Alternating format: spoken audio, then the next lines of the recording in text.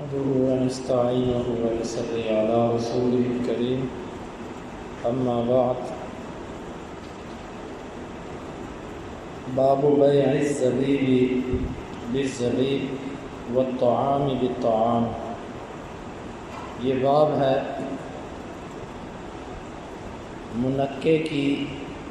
منقے کے ساتھ بیع کرنے کے بارے میں اور کھانے کے ساتھ۔ امام بخاری کہتے ہیں کہ ہمیں بیان کیا اسماعیل نے، وہ کہتے ہیں مجھے بیان کیا مالک نے نافع سے و عبداللہ بن عمر رضی اللہ عنہما سے کہ بے شک رسول اللہ صلی اللہ علیہ وسلم نے مزابنہ سے منع کیا۔ والمزابنۃ بیع الثمر بالتمر کیلا، مزابنہ ہوتا ہے کہ کھجور کے ساتھ ماپ کے بیچنا، وبیع الزبیب بالکرم، اور منقے کی بیع تازہ انگور کے ساتھ کیلا ماپ کر۔ امام بخاری کہتے ہیں ہمیں بیان کیا ابو النعمان نے، وہ کہتے ہیں ہمیں بیان کیا حماد بن زید نے ایوب سے و نافع سے و ابن عمر رضی اللہ عنہما سے بے شک نبی صلی اللہ علیہ وسلم نے مزابنہ سے منع کیا۔ پھر وہ کہنے لگے کہ مزابنہ ان یبیع الثمر بکیل، یہ کہ وہ تازہ پھلوں کو ماپ کر بیچے، ان زیادہ فلی، یہ کہے کہ اگر وہ زیادہ ہو تو میرا، و ان نقص فعلی، اگر وہ کم ہو تو وہ میرے اوپر۔ قال وحدثني زید بن ثابت، وہ کہتے ہیں مجھے زید بن ثابت نے بیان کیا کہ ان النبی صلی اللہ علیہ وسلم رخص فی العرایا بخرصها، آپ نے عرایا میں اس کے اندازے کے مطابق بیع کرنے میں رخصت دی ہے۔ مزابنہ یہ ہوتا ہے کہ تازہ پھل کی خشک پھل کے ساتھ بیع کرنا۔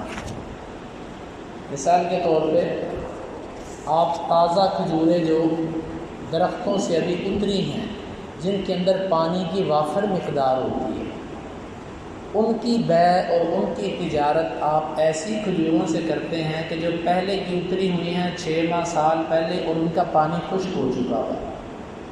اب کھجور جیسے جیسے خشک ہوتی ہے تو وہ کم ہوتی ہے وزن میں۔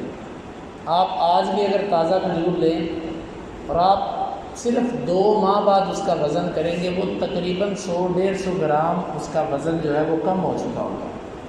ہمارا یہ کچھ ایسا کام بھی ہے، ہمیں اس کا تجربہ بھی ہے کہ واقعتاً یہ بہت جلدی کم ہوتا ہے وزن اس کا۔ مسئلہ یہ ہے کہ تازہ درختوں پر لگی ہوئی کھجوریں، ان کا تبادلہ خشک کھجوروں سے کرنا، کیا یہ جائز ہے؟ نبی صلی اللہ علیہ وسلم نے اس سے منع کیا، آپ نے منع کیا کہ جائز نہیں ہے۔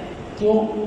اس کی وجہ یہ ہے کہ تازہ کھجور جو ہوتی ہے وہ پڑی خشک ہو جاتی ہے، جب خشک ہوتی ہے تو کم ہوتی ہے، اور جو پہلے سے خشک ہو چکی ہوتی ہے وہ خشک نہیں ہوتی مزید۔ تو آپ نے فرمایا کہ نہیں، یہ درست نہیں ہے۔ آپ سے روایت میں آتا ہے، آپ سے سوال بھی ہوا تو آپ نے یہ پوچھا کہ کیا تر کھجور خشک ہونے کے بعد کم ہوتی ہے؟ انہوں نے کہا جی ہاں۔ آپ نے فرمایا پھر یہ جائز ہے، خالی کھجور نہیں۔ اسی طرح آپ انگور کو خریدتے ہیں میوے کشمش منقے کے ساتھ، تازہ انگور جائز نہیں ہے، کیونکہ انگور کے اندر پانی ہے جو بعد میں خشک ہو سکتا ہے، اور منقہ اور کشمش میوہ وہ خشک ہو چکا ہوا۔ اسلام کہتا ہے یہ بیع جائز نہیں، صرف ان 2 کے ساتھ خاص نہیں ہے، بلکہ کوئی بھی تازہ پھل اس کی خشک پھل کے ساتھ بیع کرنا جائز نہیں، اور پھل ہی نہیں بلکہ فصل کی بھی جائز نہیں ہے۔ آپ کے گھر پہ پرانی گندم پڑی ہے، کسی کی جو تازہ گندم ہے جو ابھی فصلوں میں لگی ہوئی ہے، یہ ابھی اتری ہے، ان دونوں کا تبادلہ نہیں ہوگا، خاص طور پہ اگر وہ فصل میں لگی ہوئی ہے۔ اس کو کہتے ہیں محاقلہ، ایک کھیت کی بیع کرنا۔ تو خشک کا تبادلہ خشک سے ہو سکتا ہے، تازہ کا تبادلہ تازہ سے ہو سکتا ہے، خشک تازہ آپس میں ایک دوسرے سے متبادل نہیں ہو سکتے۔ یہ ہے اس حدیث کا اور باب کا معنی۔ نبی صلی اللہ علیہ وسلم نے اس سے منع کیا ہے۔ حدیث کے اندر ماپ کے لفظ ہیں۔ اس دور میں جو اکثر چیز بیچی جاتی تھی وہ ماپ کر، جس طرح کہ سا مد ان کے 2 ٹوپے ہوتے تھے، یوں بھرتے تھے، ایک سا اتنے کا اور ایک مد اتنے کا، جس طرح آج بھی گڑوی وغیرہ اور جو ہے وہ دودھ والوں نے بنوائے ہوتے ہیں خاص قسم کے اپنے آلے، تو اس دور میں ماپ کر چیز دی جاتی تھی، اس لیے ماپ کا ذکر ہے۔ اگر تول کر بھی دی جائے تو تب بھی ناجائز ہے، یعنی کہ خشک اور تازہ چیزوں کا تبادلہ اگر تول کر کیا جائے تب بھی ناجائز، ماپ کر کیا جائے تب بھی ناجائز، کسی بھی طریقے سے کیا جائے، اندازہ لگا کے کیا جائے تب بھی جائز۔ نیچے والی روایت میں عبداللہ بن عمر سے کسی نے پوچھا کہ اگر کوئی خوشی سے ایسا کر لے کہ یہ کہے کہ جناب بس تم یہ دے دو، کوئی بات نہیں، زیادہ ہو جائیں تو بھی میری، کم ہو جائیں تو بھی میری، یعنی میرے سے خشک کھجور لے لو اور تازہ کھجور مجھے دے دو، یہ زیادہ ہو جائیں تو بھی میری، کم ہو جائیں تو بھی میری۔ انہوں نے کہا یہ مزابنہ ہے، اللہ کے رسول نے اس سے منع کیا اور یہ جائز نہیں ہے۔ تو امام بخاری رحمہ اللہ نے یہی باب قائم کیا اور الطعام بالطعام کا لفظ استعمال کیا، حالانکہ طعام کا لفظ ہے وہ حدیث کے اندر نہیں آتا، لیکن امام بخاری نے یہ لفظ استعمال کر کے اشارہ اس بات کی طرف کیا ہے کہ یہ حکم صرف کھجوروں کے ساتھ یا انگوروں کے ساتھ خاص نہیں ہے، بلکہ ہر قسم کے کھانے کا یہی حکم ہے کہ اس کو خشک اور تر کا آپس میں تبادلہ نہیں ہو سکتا۔ اگر کوئی یہ کہتا ہے تر میں تھوڑی سی زیادہ دے دیتا ہوں بعد میں خشک ہو جائے گی تو ناجائز ہو گیا، کیونکہ جب ایک جنس کا جنس سے تبادلہ ہوگا تو برابری ضروری ہے۔ ہاں یہ بات ہے اگر آپ کھجور کو خریدتے ہیں انگوروں کے ساتھ جنس بدل دیتے ہیں، یا انگور خریدتے ہیں کھجوروں کے ساتھ، اگر آپ نے جنس بدل لی پھر کمی بیشی جائز ہے، جب جنس ایک ہوگی پھر کمی بیشی جائز ہے۔ البتہ اس کی ایک صورت جائز ہے، اس کو کہتے ہیں بے ارایا۔ ارایا کیا ہوتی ہے؟ ارایا کی 2 صورتیں بیان کی گئی ہیں، ایک امام شافعی رحمہ اللہ نے بیان کیا اور ایک جمہور اہل علم نے۔ ارایا کی صورت یہ ہوتی ہے آپ کا کھجوروں کا یا کسی بھی پھل کا باغ ہے، آپ نے اس میں سے ایک درخت اللہ کے لیے وقف کر رکھا ہے، آپ کہتے ہیں کہ اس درخت کا جتنا پھل ہوگا وہ میں اللہ کے لیے فلاں غریب کو دوں گا۔ اب آپ اس کو کہتے ہیں بھائی فلاں درخت جو ہے نا وہ تیرا ہے، اس سے جتنا پھل اترے گا وہ تیرا ہے۔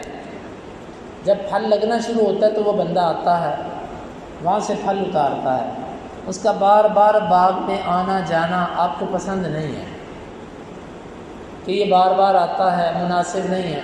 آپ اس کو کہتے ہو کہ بھائی تمہارے لیے جو میں نے درخت وقف کر رکھا ہے، آؤ اس کا اندازہ لگاتے ہیں کہ اس پر کتنی کھجور کھڑی ہے۔ وہ اندازہ لگاتا ہے، وہ کہتا ہے اس کے اوپر 15 من کھجور ہے، اس طرح کرو تم میرے سے 15 من خشک کھجور لے جاؤ اور اس درخت کو میرے پر چھوڑو۔ اس کو کہتے ہیں بے ارایا۔ یہ صرف اسی صورت میں جائز ہے، کسی فقیر کو آپ نے کوئی چیز دی، بعد میں اس کا آنا جانا آپ کے لیے مشکلات بناتا تھا، یہاں پر آپ برابری پر خشک کھجور دے سکتے ہیں، حالانکہ تازہ کھجور کم ہو جائے گی بعد میں، لیکن اس موقع پر اسلام نے رخصت دی کیونکہ یہ ایک نیکی کا موقع ہے۔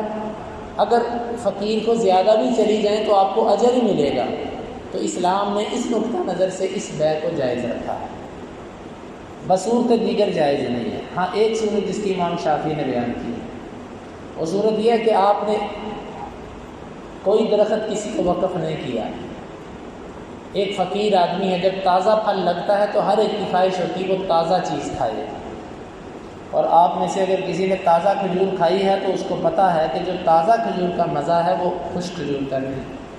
اسی لیے حدیث کے اندر بھی آتا ہے کہ رطب، تازہ کھجور کو رطب کہتے ہیں اور خشک کھجور کو تمر کہتے ہیں۔ آپ رطب کے ساتھ، تازہ کھجور کے ساتھ روزہ افطار کرتے تھے، اور اگر رطب نہ ملتی، تازہ کھجور نہ ہوتی، پھر آپ تمر کے ساتھ روزہ افطار کرتے ہیں، خشک کھجور کے ساتھ۔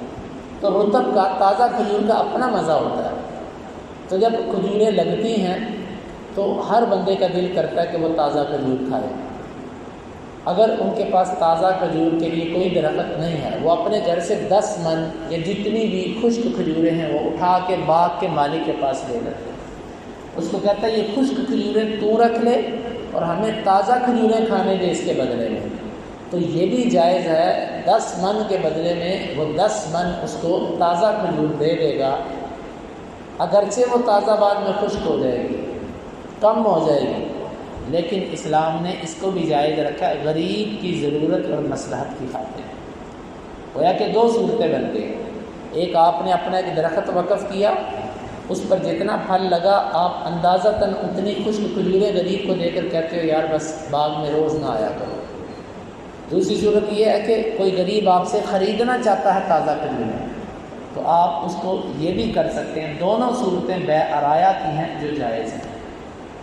اس کے علاوہ خشک اور تازہ کھجور کا یا کسی بھی جنس کا آپس میں تبادلہ نہیں ہو سکتا، لیکن یہ بھی مشروط ہے کہ یہ 5 وسق سے زیادہ نہ ہو۔